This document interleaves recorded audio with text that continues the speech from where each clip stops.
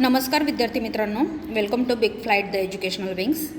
विद्यार्थी मित्रांनो, आज आपण इयत्ता 10वी प्रकरण 2 इतिहास लेखन व भारतीय परंपरा. इतिहासाचं हे प्रकरण 2 आहे इयत्ता 10वीचं. आपण याआधी इतिहास लेखन पाश्चात्य परंपरा अभ्यासलेला आहे, व्यवस्थित अभ्यासलेला आहे. त्यामध्ये तुम्ही सर्व जे विचारवंत आहेत त्यांची ग्रंथ पुस्तके जे काय असेल ते पाठ करायचं आहे. याच्यामध्ये सेम आहे, याचाही आपण अभ्यास बघणार आहोत. बघा, भारतीय परंपरा कशी होती आणि इतिहास लेखन कसं झालेलं आहे, त्यामध्ये मुद्दे काय बघा. भारतीय इतिहास लेखनाची वाटचाल बघणार आहोत. तसंच भारतीय इतिहास विविध तात्विक प्रणाली बघणार आहोत. 2 मुद्दे आहेत, त्याच्यावरती हा पूर्ण लेसन आहे. बघा, लेसन इतका आहे. तर यामध्ये आपण काही भारतीय विचारवंत होऊन गेले त्याबद्दलही बघणार आहोत आणि काही जे विदेशी विचारवंत होते परंतु त्यांनी भारतावरती इतिहास लेखन केलेलं आहे ते देखील बघणार आहोत. ओके, थोडा मोठा लेसन आहे पहिल्या लेसनपेक्षा, परंतु आपण तो बघणार आहोत. व्हिडिओ थोडा मोठा होऊ शकतो, परंतु व्हिडिओ काळजीपूर्वक बघायचा आहे, कारण आपल्याला डिसेंबर एंडिंगपर्यंत पोर्शन कंप्लीट करायचं आहे आणि तुम्ही प्रिपेअर राहायचं आहे. परीक्षा वेळेत होईल. ओके, चला. माझ्या आवाजाला थोडा माफ करा, थोडंसं तुम्हाला खरखर आवाज येईल. पहिला पॉईंट आपण बघत आहोत, भारतीय इतिहास लेखनाची वाटचाल. तर या भारतीय इतिहास लेखनाची वाटचाल कशी सुरुवात झाली.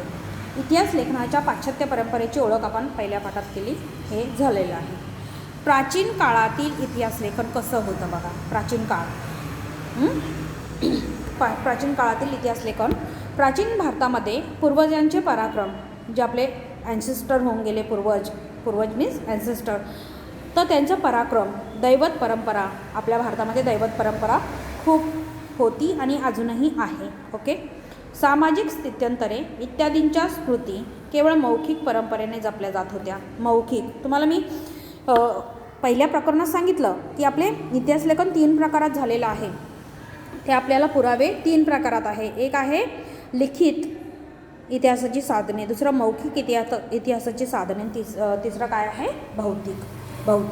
आपल्या भोवती काय आहे त्याच्यातून इतिहासाचं आपल्याला काय कळतं, काय पुरावा भेटतो, हे भौतिक इतिहासाच्या साधनांमध्ये येतं. ओके, हडप्पा संस्कृतीमध्ये मिळालेल्या प्राचीन लेखांच्या आधारे भारतामध्ये लेखनकला इसवी सनापूर्वी 3ऱ्या सहस्त्रकापासून किंवा काही पूर्वीपासून अस्तित्वात होती असे दिसते. बघा, यासाठी मी तुम्हाला उदाहरण देते. तुम्ही जर इयत्ता 6वीचा व्यवस्थित अभ्यास केला असेल तर तुम्ही इयत्ता 10वीला आलात, बरोबर का. पण इयत्ता 6वीला आपल्याला प्राचीन इतिहास आहे ना. तर त्याच्यामध्ये इथे दिलेला आहे, त्याचा पुरावा मी तुम्हाला सांगते की आपण आधी अभ्यासलेला आहे की इसवी सनापूर्वी 3ऱ्या सहस्त्रकापासून. तर तेव्हा कोणाचा काळ होता? मौर्य काळ होता. तर हा मौर्य काळामध्ये चंद्रगुप्त मौर्याच्या काळात त्याच्या दरबारी ग्रीक विचारवंत नाही, मेगास्थनीज नाव होतं त्याचं, मेगास्थनीज. ओके, मेगास्थनीज यांनी इंडिका नावाचा ग्रंथ लिहिला होता. काय लिहिलेला होता? इंडिका नावाच्या ग्रंथामध्ये आपल्याला काही 3ऱ्या शतकातील इतिहासाचे पुरावे सापडतात. तर त्याच्यातूनच आपल्याला जो मौर्यकालीन इतिहास आहे तो समजतो, इंडिकामधून, मेगास्थनीजच्या इंडिकामधून. ओके, परंतु हडप्पा संस्कृतीची लिपी वाचण्यात अजूनही यश मिळालेलं नाही. जे हडप्पाकालीन सील मिळालेली आपल्याला आहे, त्या सीलवरती जी लिपी आहे, लिपी मीन्स ते आकार आहे वेगवेगळे, त्रिकोणी, ओव्हल शेप असे आकार आहेत, असा आकार आहे. हे आपल्याला वाचता नाही आलं अजून की ती काय, त्या सीलवरती काय लिहिलेलं होतं. भारतातील ऐतिहासिक स्वरूपाचे सर्वाधिक प्राचीन लिखित साहित्य हे कोरीव लेखांच्या स्वरूपातील आहे. मग त्याच्यामध्ये आपण बघितलं की मौर्य सम्राट अशोकाच्या काळापासून, म्हणजे इसवी सनापूर्वी 3ऱ्या शतकापासून होते. आत्ताच मी तुम्हाला सांगितलं आणि तुम्ही जर व्यवस्थित तो व्हिडिओ ऐकला असेल, इतिहास लेखन पाश्चात्य परंपरा, त्यामध्ये देखील मी याचा उल्लेख केलेला आहे. सम्राट अशोकाचे कोरीव लेख, शिलालेख प्रसिद्ध आहेत. हे प्रस्तरांवर आणि दगडी स्तंभावर कोरलेले आहे. स्तंभालेख आणि शिलालेख, त्याला मेजर एडिक्ट आणि मायनर एडिक्ट असे म्हणतात. तर लघुलेख आहे त्याच्यामध्ये आणि मोठे लेख देखील आहे. इसवी सनाच्या पहिल्या शतकापासून धातूची नाणी, मूर्ती आणि शिल्पे, ताम्रपट इत्यादींवरील कोरीव लेख उपलब्ध होऊ लागतात. तेव्हा गुप्ता काळ होता बघा. गुप्ता हे तुम्ही गुप्ता काळ कुठे गुप्ता घराणे वगैरे बघितलेलं आहे इयत्ता 7वीला बघा गुप्ता घराणे. तर गुप्ता काळात आणि त्याच्यानंतर कुशाण राजाच्या काळात त्याच्यामध्ये सर्वात फेमस राजा कोणता होता? कनिष्कपूर जे आत्ताचं जे काश्मीर आहे तिथे कनिष्कपूर होते याची राजधानी आणि तिथे काय होतं? कनिष्काचं राज्य होतं. तर याच्या काळात आणि गुप्तांच्या काळात काय होती? सोन्याची नाणे पाडण्याचं काम सुरू झालं होतं. सोन्याची नाणी होती. व्यापार हा सोन्याच्या नाण्यांनी होत होता. ओके. तर इसवी सनाच्या पहिल्या शतकापासून म्हणजे गुप्ता काळापासून सुरुवात झालेली आहे. ताम्रपट इत्यादींवरील कोरीव लेख उपलब्ध होऊ लागतात आणि यामधून महत्त्वाची ऐतिहासिक माहिती मिळते. या सर्व प्रकारच्या कोरीव लेखांमुळे संबंधित राजाचा काळ, वंशावळ, राज्यविस्तार, तत्कालीन शासन व्यवस्था आपल्याला कळते. ओके.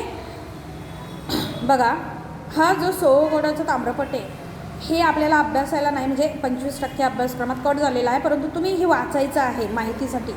बघा ही लिपी आपल्याला कळणार आहे, परंतु याच्यात जो तत्त्वज्ञ आहे ज्याला या भाषेचं ज्ञान आहे, आर्किओलॉजिस्ट, त्याला हे कळतं आणि त्याच्या थ्रू या ताम्रपटावर काय लिहिलेलं आहे तो मजकूर आपल्याला कळतो. बघा हा उत्तर प्रदेशमधील जो गोरखपूर जिल्हा आहे तिथे सापडलेला आहे सोळगोडाचं ताम्रपट.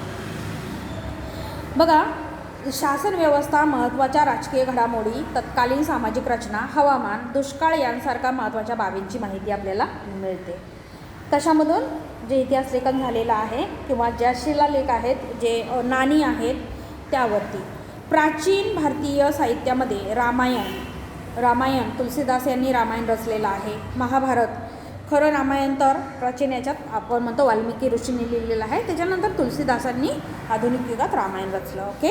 महाभारत हे व्यासमुनींनी रचलेली महाकाव्य. महाभारत व्यासमुनींनी रचलेलं, रामायण वाल्मिकी ऋषींनी रचलेलं महाकाव्य.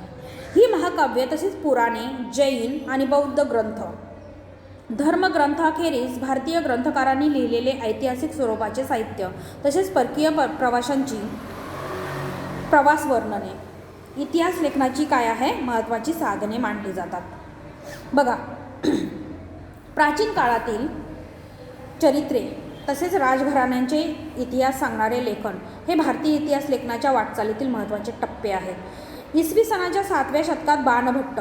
बघा सर्व आपण रिकॉल म्हणजे रिव्हिजन करतोय सर्व. आता हे हर्षचरित, हर्षवर्धन कधी होता? हर्षवर्धन हा मध्ययुगीन भारतामध्ये होता आणि त्याच्या दरबारी बाणभट्ट हा कवी होता. आणि बाणभट्टाने हर्षाच्या जीवनावर लिहिलेला हर्षचरित हा संस्कृत काव्य प्रसिद्ध आहे. ऐतिहासिक त्याने हर्षवर्धनाची कारकीर्द त्याच्यातून आपल्याला कळते. ओके. ऐतिहासिक चरित्र ग्रंथाच्या स्वरूपाचे आहे. त्यामध्ये तत्कालीन सामाजिक, आर्थिक, राजकीय, धार्मिक आणि सांस्कृतिक जीवनाचे वास्तववादी चित्रण केलेले आहे. कशामध्ये? हर्षचरितमध्ये. बघा हा अल्बेरोनी होता ना, हा मध्ययुगीन भारतातील हा काय होता? एक इतिहासकार होता आणि त्याने त्याचा जो ग्रंथ आहे त्याने वेगवेगळे ग्रंथ लिहिले. त्यामधून मध्ययुगीन इतिहास आपल्याला कळतो, मुघलांचा इतिहास आपल्याला कळतो, मुघलांच्या आधी जी सल्तनत होती त्याचा इतिहास आपण कळतो. तर हे वाचायचं आहे तुम्हाला. माहीत आहे का तुम्हाला? वाचायचं आहे. तर यामधून आपल्याला काय कळतं? मध्ययुगीन इतिहास कळतो. मध्ययुगीन भारतामध्ये मुस्लिम राज्यकर्त्यांच्या दरबारातील इतिहासकारांच्या लेखनावर अरबी आणि फारसी इतिहास लेखनाच्या परंपरेचा प्रभाव असलेला दिसतो. बघा जे अरबस्थानातून आलेले इतिहासकार होते किंवा जे इराणमध्ये फारसी भाषा वापरली जाते. इराणमध्ये फारसी. कालच आपण पतेती सादर केली ना, पारशी लोकांचं न्यू इयर असतं ते. तर फारसी इतिहास लेखनाच्या परंपरेचा प्रभाव असलेला दिसतो. मध्ययुगीन मुस्लिम इतिहासकारांमध्ये झियाउद्दीन बर्नी खूप महत्त्वाचा इतिहासकार आहे हा मध्ययुगीन भारतामधील. ह्या झियाउद्दीन बर्नी हा एक महत्त्वाचा इतिहासकार होता आणि त्याने तारीख-ए फिरोजशाही लिहिलं. त्याच्या ग्रंथात त्यांनी इतिहास लेखनाचा हेतू स्पष्ट केलेला आहे. तारीख-ए फिरोजशाहीमधून आपल्याला ज्या सल्तनत होऊन गेल्या मध्ययुगीन भारतामध्ये सर्वात पहिले दिल्ली सल्तनत आली, बरोबर.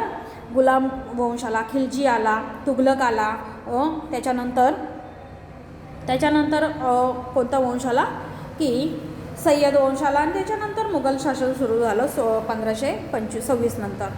तर त्याच्या मते इतिहासकारांचे कर्तव्य फक्त राज्यकर्त्यांच्या पराक्रमाचे आणि कल्याणकारी धोरणांचे वर्णन करून संपत नाही, तर त्यांच्या दोषांचे आणि चुकीच्या धोरणांचे चिकित्सक विवेचनही त्याने करायला हवे. एवढेच नव्हे तर संबंधित काळातील विद्वान व्यक्ती, अभ्यासक, साहित्यिक, संत यांच्या सांस्कृतिक जीवनातील प्रभावही लक्षात घ्यायला हवा. बर्नीच्या या विचारसरणीमुळे इतिहास लेखनाची व्याप्ती अधिक विस्तारलेली आहे. झियाउद्दीन बर्नी, तारीख फिरोजशाही लिहिलं त्यांनी. मुघलांच्या दरबारातील इतिहासकारांच्या लेखनात राज्यकर्त्यांची स्तुती आणि त्यांच्याबद्दलची निष्ठा या पैलूंना विशेष महत्त्व प्राप्त झाले. त्याखेरीज त्यांच्या वर्णनात समर्पक पद्य उतारे, सुंदर चित्रांचा अंतर्भाव करण्याची पद्धती सुरू झालेली दिसते. बघा, पूर्वी जे इतिहासलेखन केलं जायचं ते पद्य स्वरूपात केलं जायचं. काव्यपंक्ती व्हर्सेस, ओके. काव्यपंक्तीमध्ये जी गणितं लिहिली जायची ना पूर्वी, तर जे प्राचीन काळात जे गणिताची पुस्तकं लिहिलेली आहे, लीलावती एक प्रसिद्ध गणिताचं पुस्तक आहे लीलावती, ते पद्यपंक्तीमध्ये लिहिलेलं आहे, पद्यपंक्तीमध्ये काव्याच्या स्वरूपात. मुघल साम्राज्याचा संस्थापक बाबर होता. मी तुम्हाला आत्ताच सांगितलं ना 1526 पासून मुघल साम्राज्य सुरू झालं. बाबराने इब्राहिम लोधी साम्राज्य होतं, लोधीचं सरकार होतं. इब्राहिम लोधीला जेव्हा हरवलं आणि बाबर राजसत्तेवर आला आणि तिथून मुघल साम्राज्याला सुरुवात झाली 1526 पासून. कधी? 1526 पासून. कोणाला सप्रेस केलं होतं बाबरने? इब्राहिम लोधीला, ओके.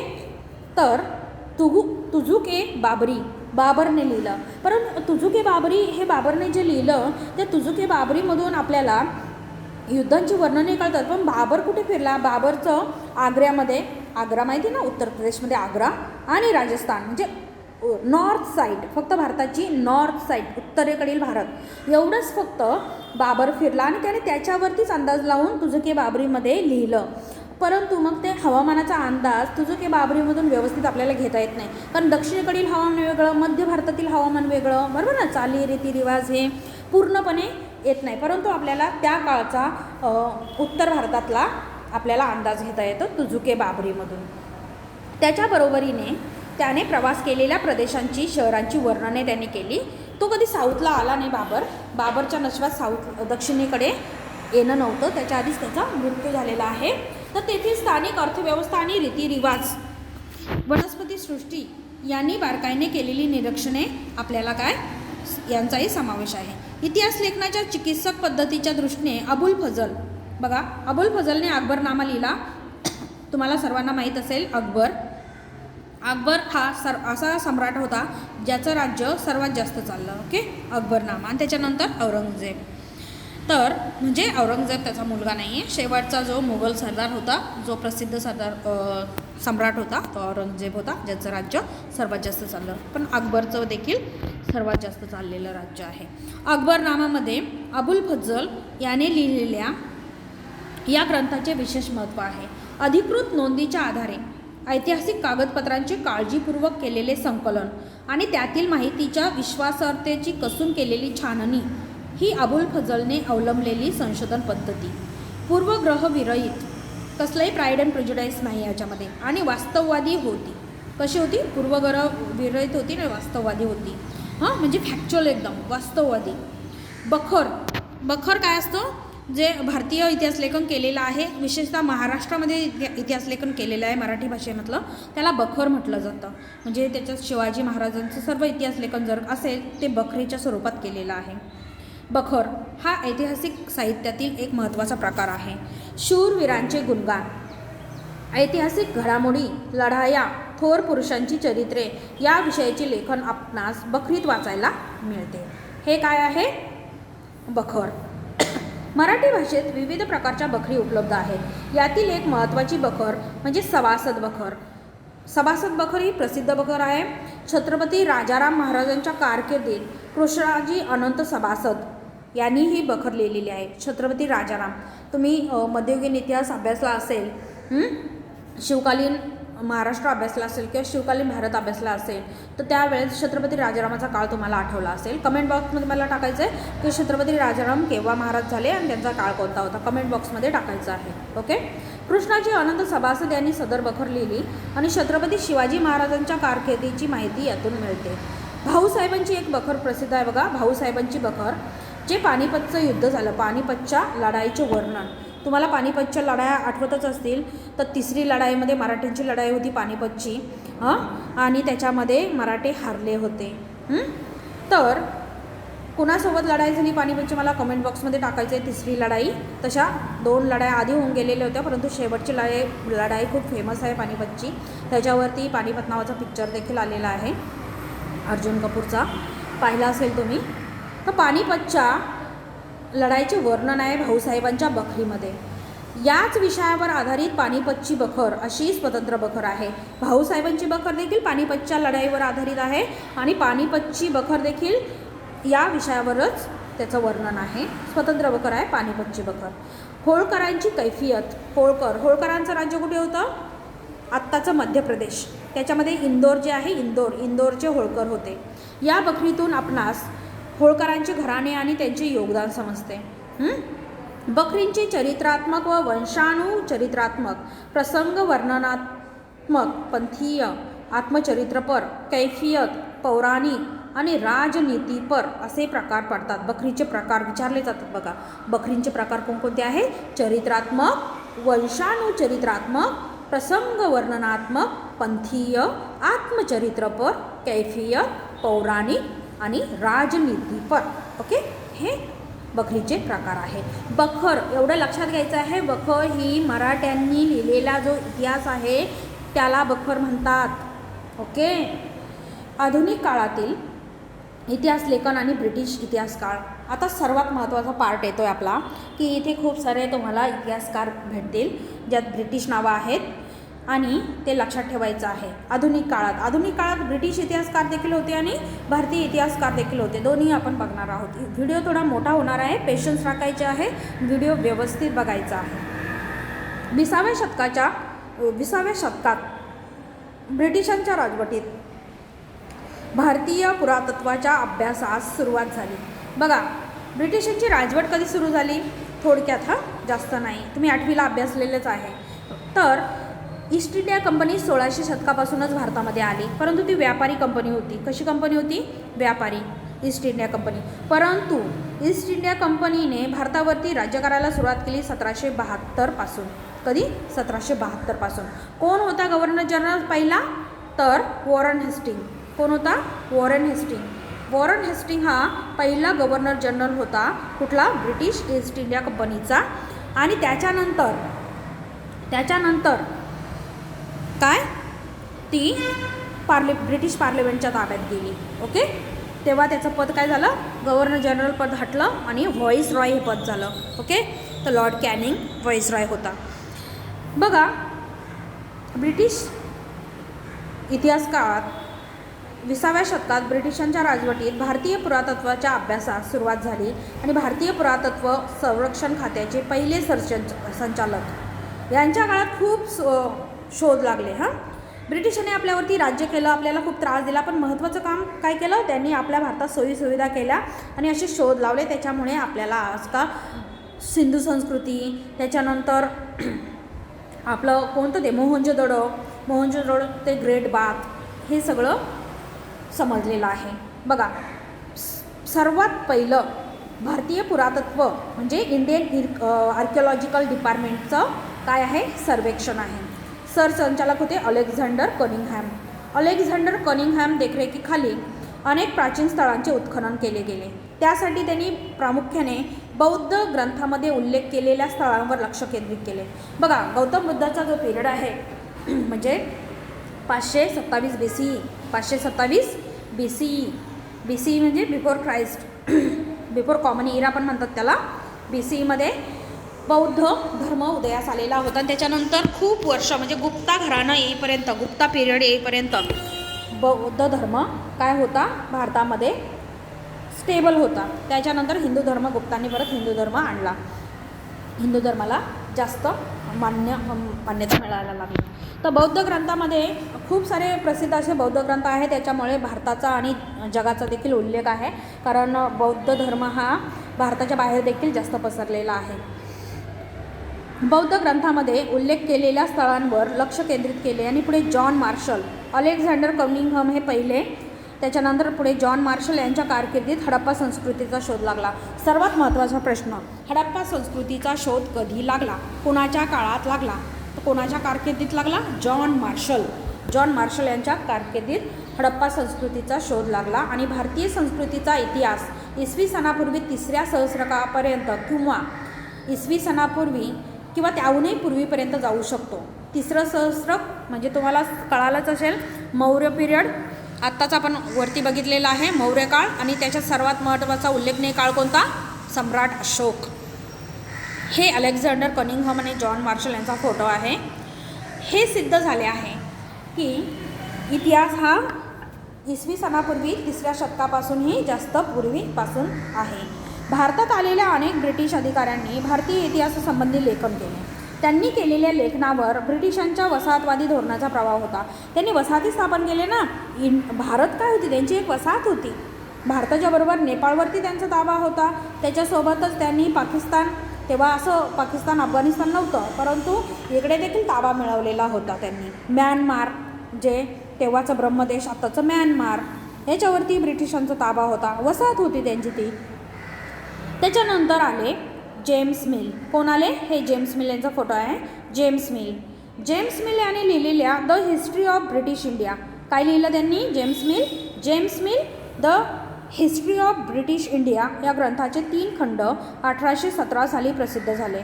ब्रिटिश इतिहासकाराने भारतीय इतिहासावर लिहिलेला हा पहिला ग्रंथ होता. पहिला ग्रंथ लिहिणारे ब्रिटिश इतिहासकार कोण? James Mill. लक्षात ठेवायचं आहे, जेम्स मिल. काय? James Mill. माझ्यासोबतच रटायचं आहे तुम्ही ते, जेम्स मिल.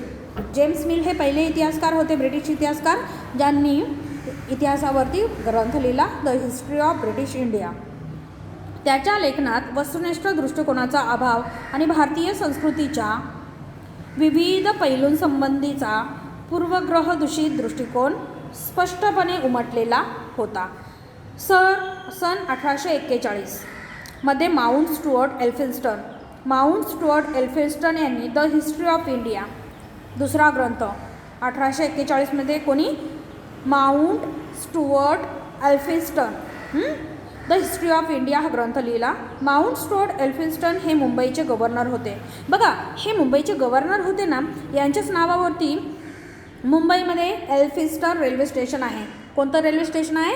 एल्फिन्स्टन. बघा, 3-4 वर्षापूर्वी एल्फिन्स्टन रेल्वे स्टेशनचा ब्रिज कोसळला होता आणि खूप चेंगराचेंगरी झाली होती. त्यात खूप लोकांचा मृत्यू देखील झाला होता. असं लिंक करायचा टॉपिक. ओके.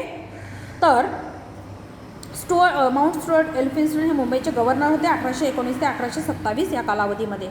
भारताच्या इतिहासामध्ये मराठी साम्राज्याचा कालखंडाचे स्थान अत्यंत महत्त्वाचे आहे. मराठी साम्राज्याचा इतिहास लिहिणाऱ्या ब्रिटिश अधिकाऱ्यांमध्ये जेम्स ग्रँडफ देखील एक रेल्वे स्टेशन आहे बघा.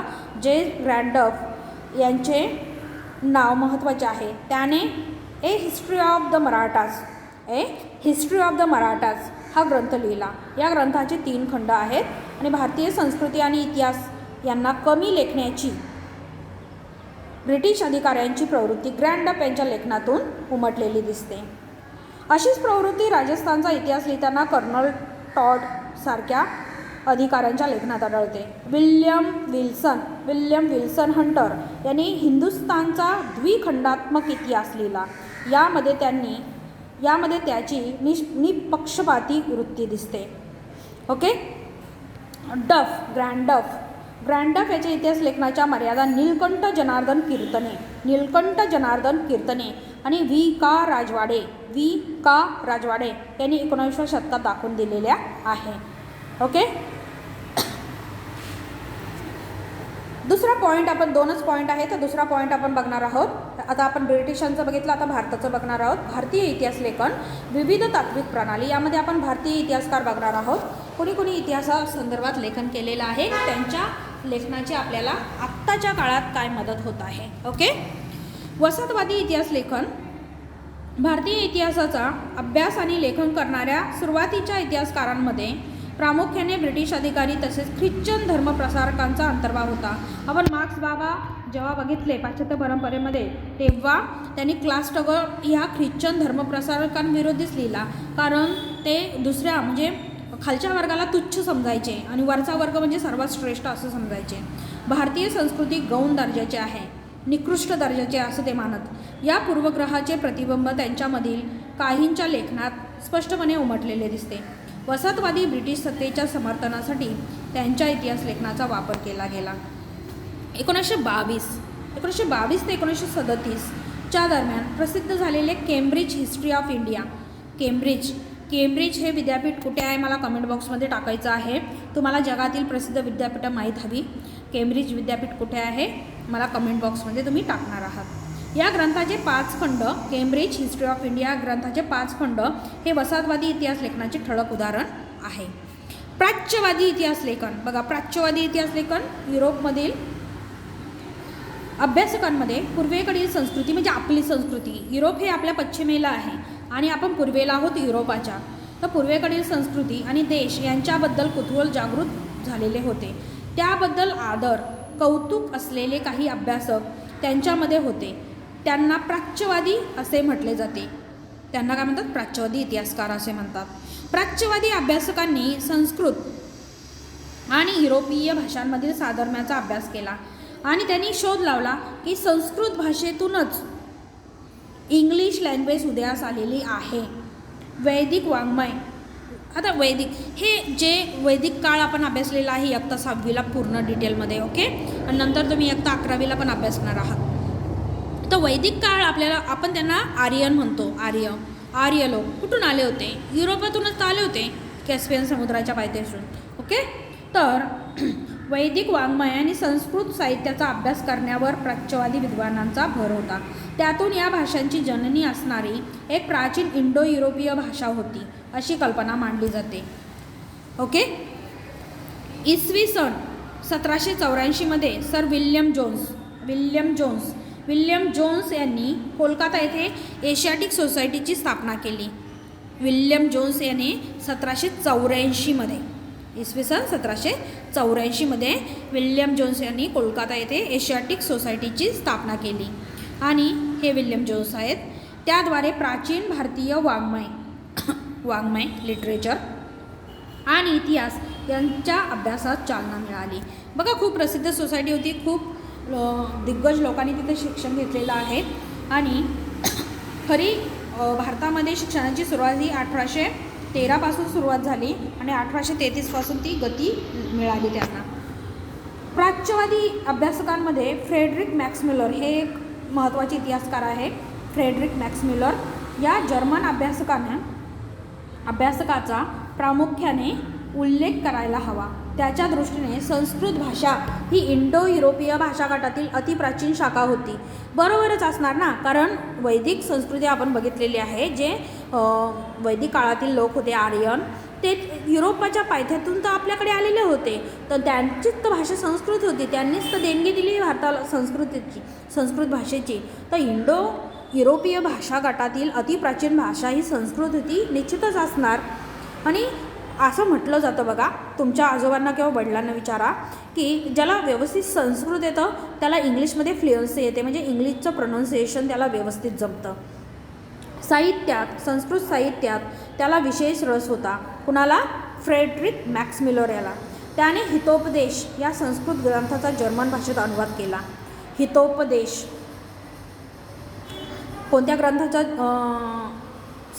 कोणत्या संस्कृत ग्रंथाचा जर्मन भाषेत अनुवाद केला? हितोपदेश. कोणी? फ्रेडरिक मॅक्समिलर यांनी. The sacred books of the east.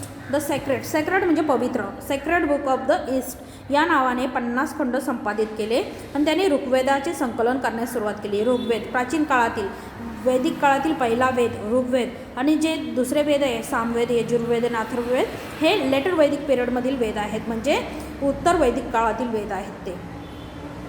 या 6 खंडांमध्ये प्रसिद्ध झाले ते ऋग्वेदाचे संकलन. त्याने ऋग्वेदाचा जर्मन भाषेत अनुवाद केला. फ्रेडरिक मॅक्स मुलरने काय काय केलं आणि त्याचे कोणते ग्रंथ काय लिहिलं ते पाठ करायचं आहे.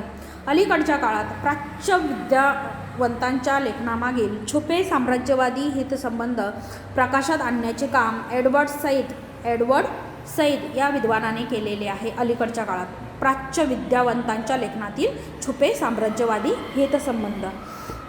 त्याच्यानंतर आपण बघत आहोत राष्ट्रवादी इतिहास लेखन.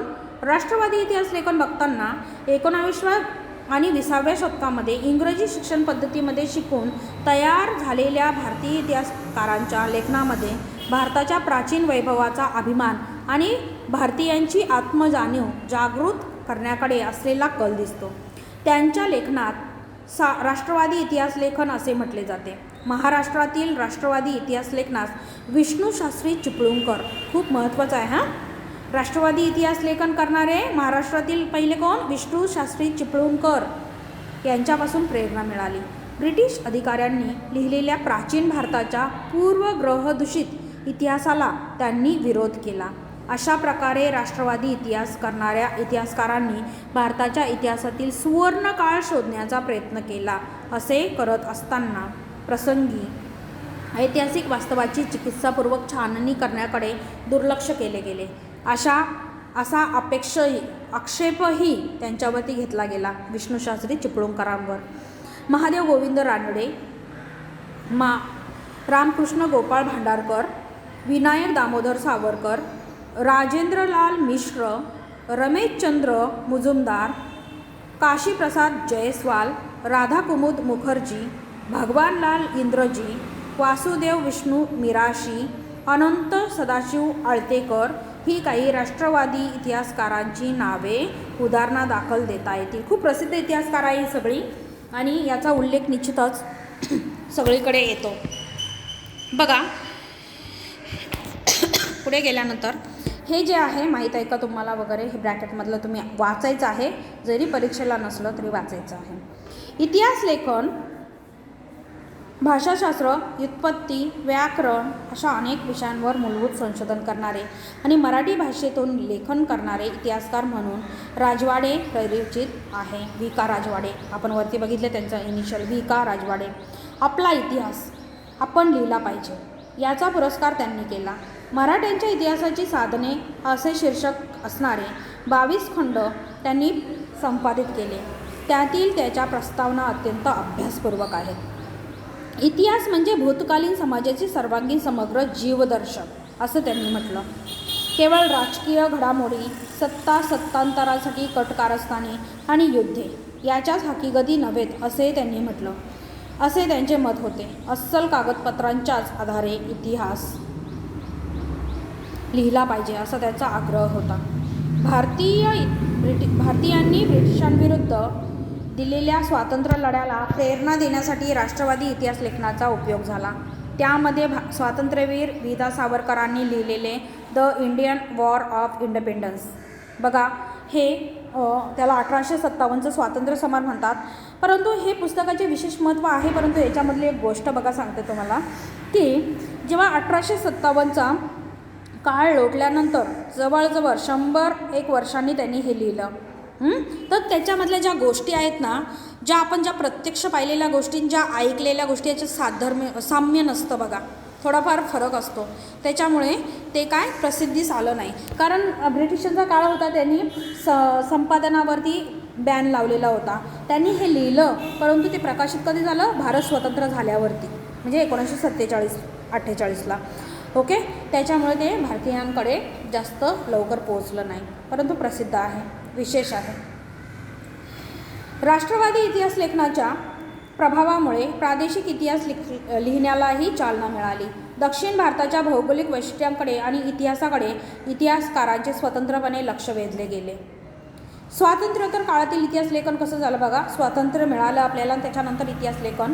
एकीकडे राजघराण्यांच्या इतिहासावर भर देणारे इतिहास लेखन केले जात असतानाच सांस्कृतिक, सामाजिक, आर्थिक इतिहासही लिहिण्यास सुरुवात झाली होती. स्वातंत्र्योत्तर काळात समाज, विज्ञान, अर्थव्यवस्था, राजकीय प्रणाली, धार्मिक विचारसरणी, सांस्कृतिक पैलू यांचा इतिहास अभ्यासनाची आवश्यकता विचारवंतांना वाटू लागली. या काळातील इतिहास लेखनात प्रामुख्याने 3 नवे वैचारिक प्रवाह आले. सर्वात महत्त्वाचा मार्क्स बाबा की जय हो, मार्क्सवादी इतिहास.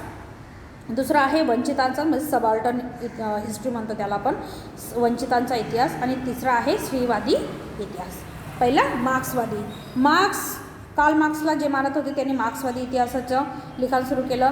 जे वंचितांचं हाल अपेष्टा बघवत नव्हती त्यांनी वंचितांवरती इतिहास लिहायला, आणि जे फिमेल ओरिएंटेड होते त्यांनी स्त्रीवादी इतिहास लिहायला सुरुवात केली.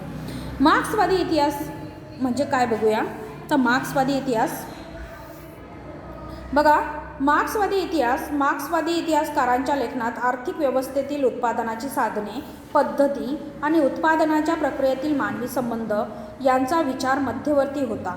प्रत्येक सामाजिक संघटनेचा, मी तुम्हाला सांगितलं ना, मोड ऑफ प्रोडक्शन, उत्पादनाची साधने आणि मीन्स आणि एंड्स, साधन आणि साध्य, साधन काय आणि साध्य काय. प्रत्येक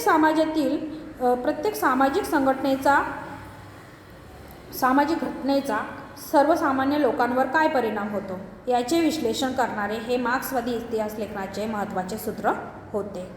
मार्क्सवादी इतिहासकारांनी जाती व्यवस्थेत होत गेलेल्या बदलांचा अभ्यास केला.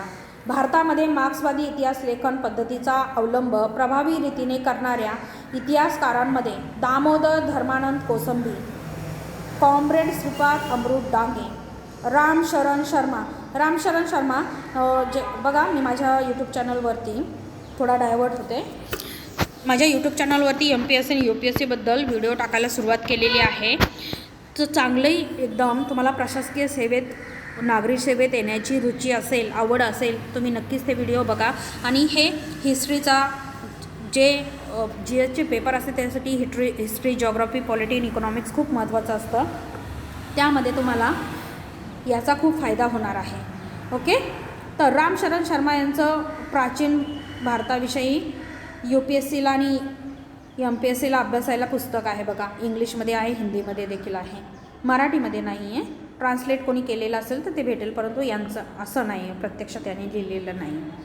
रामशरण शर्मा यांनी देखील मार्क्सवादी इतिहास लिहिलेला आहे. कॉम्रेड यांचं म्हणजे लेखनशैली ही मार्क्सवादी होती. कॉम्रेड शरद पाटील इत्यादींचे योगदान महत्त्वाचे आहे. डांगे हे भारतीय कम्युनिस्ट पक्षाच्या संस्थापक सदस्यांपैकी एक होते.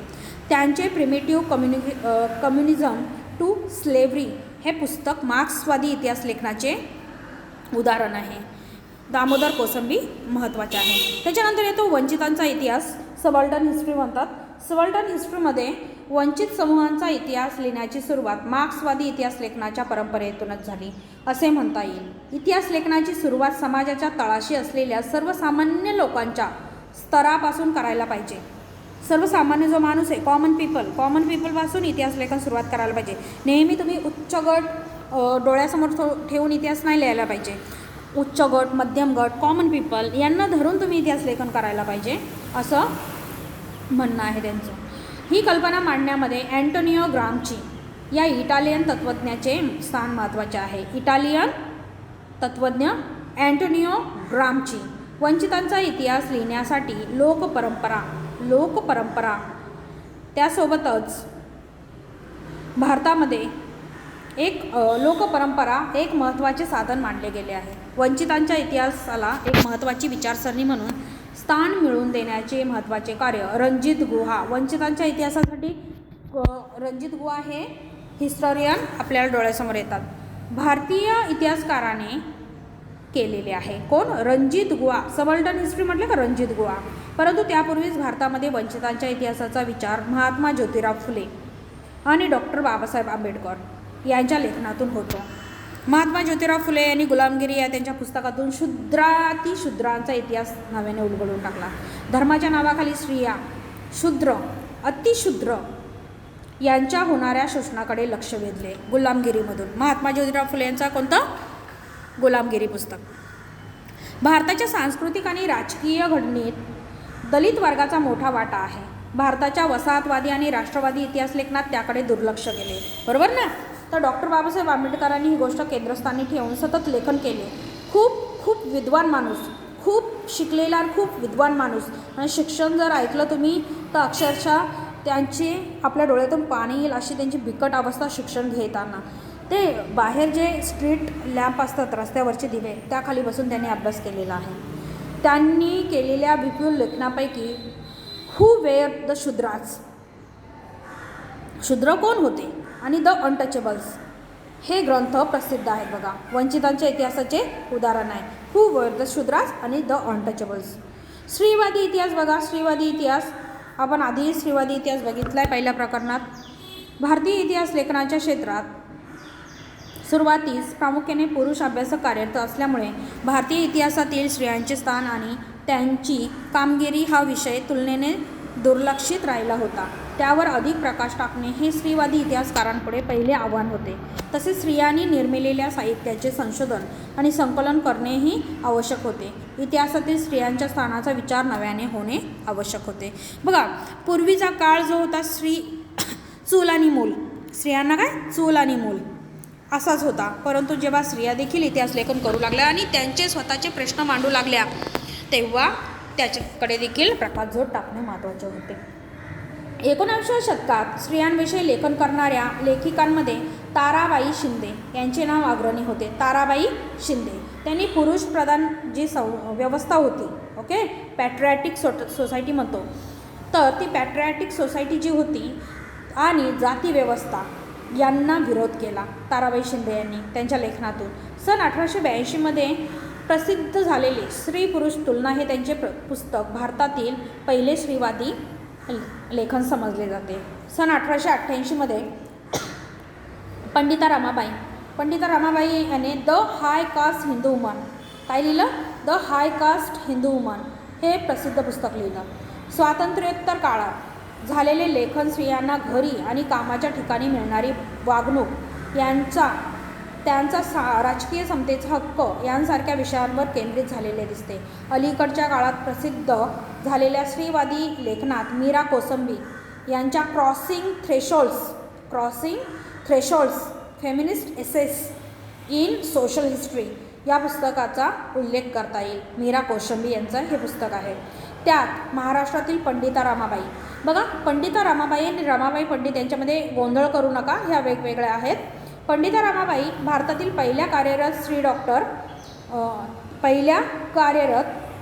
ह्या वेगळ्या आणि ह्या वेगळ्या. भारतातील पहिल्या कार्यरत स्त्री डॉक्टर रखमाबाई यांसारख्या पहिल्या डॉक्टर तर आपण आनंदीबाई जोशी यांना म्हणतो, परंतु आनंदीबाई जोशी हा काही कारणास्तव नाही, त्यांच्या आजारपणामुळे त्या ऑफ झाल्या होत्या, लगेच शिक्षण घेतलं आणि त्यांचा मृत्यू झाला होता. आणि त्याच्यानंतर कार्यरत म्हणजे कार्य केलं डॉक्टर क्षेत्रात त्या रखमाबाई होत्या. डॉक्टर रखमाबाई सावे असं नाव त्यांचं आहे. यांच्यासारख्या स्त्रियांच्या जीवनावरील निबंध आहे. महाराष्ट्रामध्ये दलित स्त्रियांच्या दृष्टिकोनातून सामाजिक वर्ग, जात इत्यादी बाबींच्या संदर्भात लेखन केले गेले. त्यामध्ये शर्मिला रेगे यांचे लेखन महत्त्वाचे आहे. Writing caste, writing gender, reading Dalit women's testimonies हे काय होते, महिलांनी लिहिलेले दलित स्त्रियांच्या आत्मचरित्रावर यांनी लिहिलेले निबंधाचे संकलन होते. विशिष्ट विचारप्रणालीचा आश्रय न करता इतिहास लिहिणाऱ्यांमध्ये सर यदुनाथ सरकार, सुरेंद्रनाथ सेन, रियासतकार गो स सरदेसाई, त्र्यंबक शंकर शेजवलकर यांचा नामोल्लेख करावा लागतो. अलीकडच्या काळात यदी फडके, रामचंद्र गुहा, बघा पहिले जे गुहा आहे ते वेगळे, रणजित गुहा वेगळे, हे वेगळे. यदी फडके, रामचंद्र गुहा इत्यादी संशोधकांनी आधुनिक इतिहास लेखनात महत्त्वाची कामगिरी बजावली आहे. भारतीय इतिहास लेखनावर भारतात उदयाला आलेल्या सामाजिक आणि राजकीय चळवळींचा प्रभाव होता. त्याच्या बरोबरीने भारतीय इतिहास लेखनाची परंपरा स्वतंत्रपणे आणि समृद्ध रीतीने विकसित होत गेलेली दिसते. तर विद्यार्थी मित्रांनो, हा आपण टोटल इतिहास लेखन भारतीय परंपरा हा लेसन थोडा मोठा होता, परंतु आपण बघितलेला आहे व्यवस्थित. व्हिडिओ वारंवार ऐका म्हणजे समजून येईल आणि त्याखालील स्वाध्याय लिहिण्याचा प्रयत्न करायचा आहे. मी स्वाध्यायाचे व्हिडिओ अपलोड करणार आहेच, परंतु तुम्ही प्रयत्न करायचा आहे, कारण व्हिडिओ आपण जेव्हा ऐकतो किंवा आपण वाचतो तेव्हा आपल्याला ती उत्तरं बरोबर कळतात. वाचलंच नाही तर आपल्याला उत्तरं समजत नाही. ओके, तर व्यवस्थित अभ्यास करायचा आहे. हा देखील लेसन व्यवस्थित 5 वेळेस वाचन करायचं आहे, त्याच्या जास्तही वाचन करू शकता आणि आपण पुढील व्हिडिओत तिसरा लेसन बघणार आहोत. Okay, good bye, take care.